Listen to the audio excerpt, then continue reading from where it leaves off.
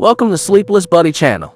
Today on Sleepless Heartbreaking News, McKayla Maroney eviscerates Team USA over years-long abuse. Gymnast reveals she was left alone, naked and crying at 15 with Larry Nassar lying on top of her, and had to compete at Olympics with broken foot and concussion because he lied about injuries. Gymnast McKayla Maroney has unleashed on Team USA and USA Gymnastics over the abuse she suffered at the hands of pedophile Dr. Larry Nassar, recalling how at age 15, she was left alone, naked while he lay on top of her as she sobbed for 50 minutes.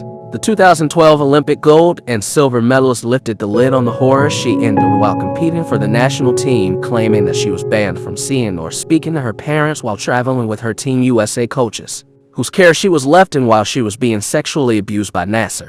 Speaking out in the wake of this year's vault final, the gymnast, now 25, also recalled how she was forced to compete in the London Games in 2012 with a broken foot, a concussion, and a busted nose after Nassar lied to coaches about the extent of her injuries. In a series of Instagram posts and tweets, Maroney peeled back the curtain to reveal the dark realities that young gymnasts have to go through, claiming that she was left starving by her Team USA coaches as a teenager and verbally abused about her injuries because the pedophile doctor had lied about the severity of them. So at USA Gym and US Osaka at Team USA, when I was under your care in Tokyo at the 2011 World Championships at 15, and my parents weren't allowed to stay in my hotel or see me in person.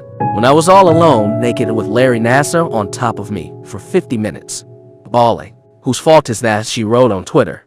According to Maroney, USA Gymnastics banned athletes' parents from spending time with them during competition, insisting that they were a distraction, adding that she was completely isolated from her family during the 2011 World Championships in Japan, where she claimed she was starving because her food intake was being restricted by the team's coaches. Parents were seen as a distraction. We would get in trouble if we spoke to them, she wrote. My mom would send me packages of food to my hotel in Tokyo because I was starving. She did everything she could to help me. According to Maroney, she raised the alarm with Team USA coach John Jeddard after Nassar abused her in Japan, recalling how she was yelled at for speaking out about the doctor. That culture of silence was also passed down to the gymnasts on the team. According to Maroney, who accused an unnamed older teammate of telling her to shut the F up when she spoke out about Nassar's abuse. I was told to shut the F up, and don't ever say anything like that about Larry Nassar again by an older teammate I looked up to, she shared.